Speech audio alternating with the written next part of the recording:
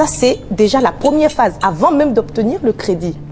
Deuxièmement, une fois que vous avez obtenu le crédit, c'est une phase d'apprentissage que vous commencez. En réalité, les gens se limitent aux 30 000. Vous imaginez-vous bien qu'il y a des gens qui n'ont pas besoin de 30 000.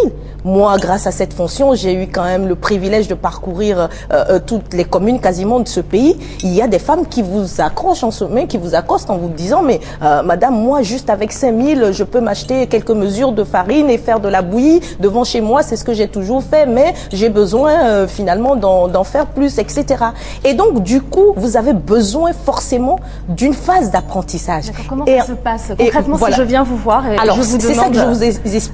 Donc, ce sont des étapes qu'il faut passer. C'est un programme à cycle de 6 mois qui s'établit dans un premier temps sur 2 ans au total en cumulé. Comment ça se fait? Vous venez, vous obtenez un crédit dans une première étape maximale de 30 000 francs. C'est-à-dire que vous pouvez même obtenir moins si vous n'avez pas besoin de 30 000 parce que certaines disent j'ai juste besoin de 10 000 ou 15 000. Alors, si on vous donne les 30 000 francs CFA, vous avez 6 mois pour rembourser et pour travailler avec les 30 000 francs. C'est ça la phase d'apprentissage. Ensuite, au bout de 6 mois, vous reprenez 30 000 francs. Donc, c'est la confirmation. Vous réapprenez à travailler avec 30 000 francs. Donc, ça vous fait 1 an. Mais quand vous avez fini de rembourser à la fin de cette année-là, vous passez maintenant à 50 000 francs. Donc, ça veut dire quoi? Ça veut dire que vous pouvez faire de la diversification, ou vous pouvez changer d'activité, et ça veut dire que vous grandissez. Et ce n'est pas tout. Vous reprenez encore 50 000 francs au bout de 6 mois.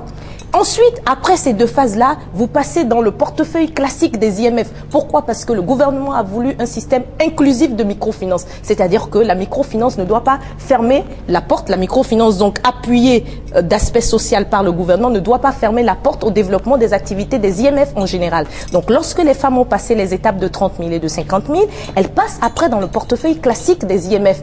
Et là encore, le gouvernement a mis en place un programme pour les soutenir et pour leur permettre d'obtenir plus de 50 000. Aujourd'hui, il y en a près de 200 000, si vous permettez, parce qu'elle a posé le problème, il faut bien que j'apporte. Exactement. Et donc, aujourd'hui, il y a près de 200 000 femmes qui sont déjà passées à l'étape de 100 000 francs au moins. 200 000 femmes. 200 000 femmes qui sont passées à l'étape de 100 000 francs au moins. Alors, moi, je suis embêtée parce que j'ai vu les gens, je sais qu'il y en a qui n'ont même pas besoin de 30 000. Je ne sais pas comment on peut, sans ce processus d'apprentissage du jour au lendemain, leur donner 100 000 ou 200 000. Non. Par contre, il y a une segmentation de la cible et j'espère qu'on en parlera tout à l'heure, parce que tout le monde n'a pas besoin de 30 000 et tout le monde n'a pas besoin de 100 000 et plus. Oui, mais Madame Ebitecho, apparemment les 200 000 auraient reçu quand même une formation. Ou bien, de quelle formation parlez-vous? Qu'on les rassemble tous dans une salle? Nous sommes partis de l'étape de 30 000 francs. Oui. Alors, ou d'autres même ne prennent pas 30 000 francs. Alors, quand on va dans l'intention de prendre 5 000, on a une formation par rapport à ça? On est formé? Est-ce qu'on a mis dans la logique? Si je comprends bien, on ne prend jamais moins de 30 000 francs. C'est le montant de base, non? C'est le montant, on va dire, harmonisé. Mais il se fait que des candidates potentielles, donc des candidates au bénéfice du microcrédit, disent bien qu'elles n'ont pas besoin de 30 000. Mais là, vous n'allez pas leur donner 30 000. Parfois, elles disent, dans un premier temps, je veux d'abord commencer avec 10 000, 15 000, 20 000. Mais on les accompagne par rapport à ce projet. C'est comme un projet. C'est un micro-projet. On les accompagne par rapport à ce micro-projet-là. Mais j'insiste, je dis que l'obtention du microcrédit est subordonnée à la formation antérieure, à la gestion de crédit, à la gestion de micro-projets. Vous obtenez cette formation-là. Et mieux, tout à l'heure, j'ai entendu dire qu'il n'y a pas de suivi. C'est totalement faux.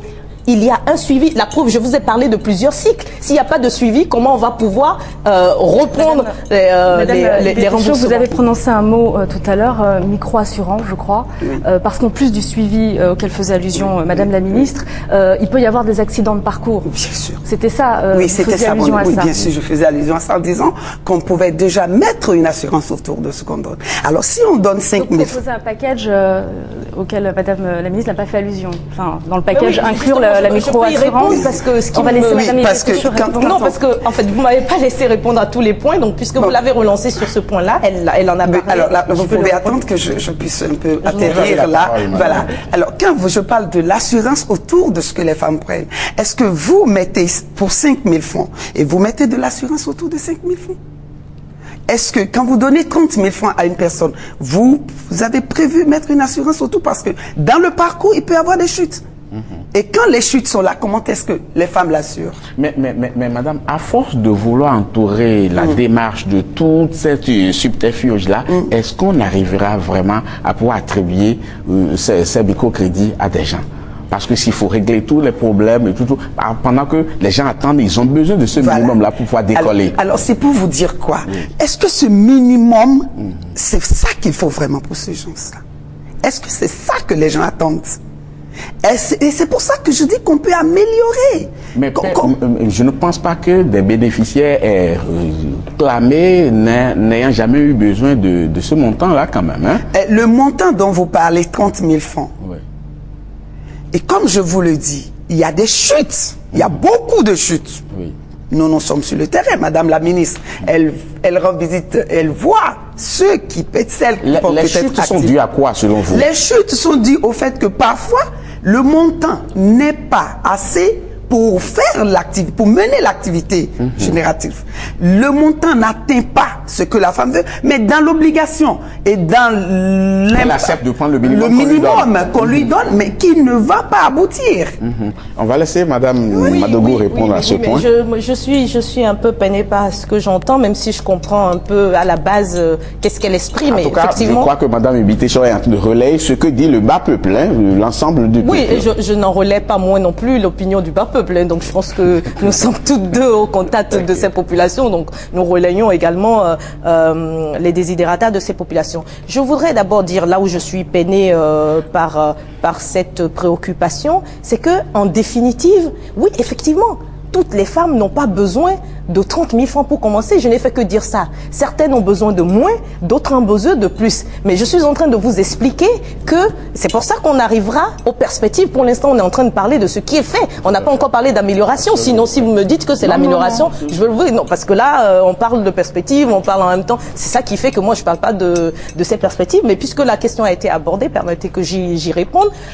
Oui, bien entendu. Effectivement, toutes n'ont pas besoin de 30 000. Mais le programme de microcrédit aux plus pauvres, comme son nom l'indique, c'est destiné aux plus pauvres. Tout à l'heure, j'ai parlé de catégorisation de la cible, de segmentation de la cible. C'est-à-dire qu'aujourd'hui, il y a des programmes déterminés pour des cibles données. On ne va pas mélanger dans un même programme des gens qui ont besoin de 500 000 francs CFA avec des gens qui ont besoin de 10 000 francs CFA. Comme je l'ai dit, il y a différents programmes. Aujourd'hui, nous avons lancé, par exemple, le guichet capital risque avec le programme des Nations Unies pour le développement qui est destiné justement aux femmes du niveau méso. Parce que, effectivement, l'une des faiblesses que nous avons constaté, c'est qu'on a vu qu'on a quand même substantiellement bien répondu aux femmes au niveau donc d'en bas, qu'on a répondu également en partie aux femmes donc au niveau top.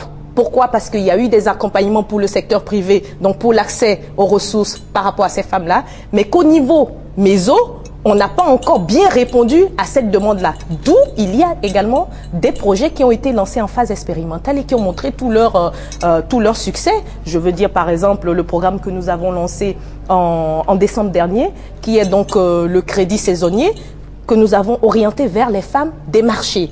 Et là, ce sont des femmes qui ont obtenu un minimum de 100 000. Beaucoup ont obtenu 1 million, 2 millions, 3 millions, jusqu'à 10 millions, même 20 millions de francs CFA. Pour dire quoi? Pour dire qu'en définitive, on a parlé de programme de microcrédit aux plus pauvres, mais c'est pas dans un même programme qui sera un fourre-tout pour toutes les catégories de demandes ou de besoins ou de profils types de bénéficiaires. Ça, c'est le premier point.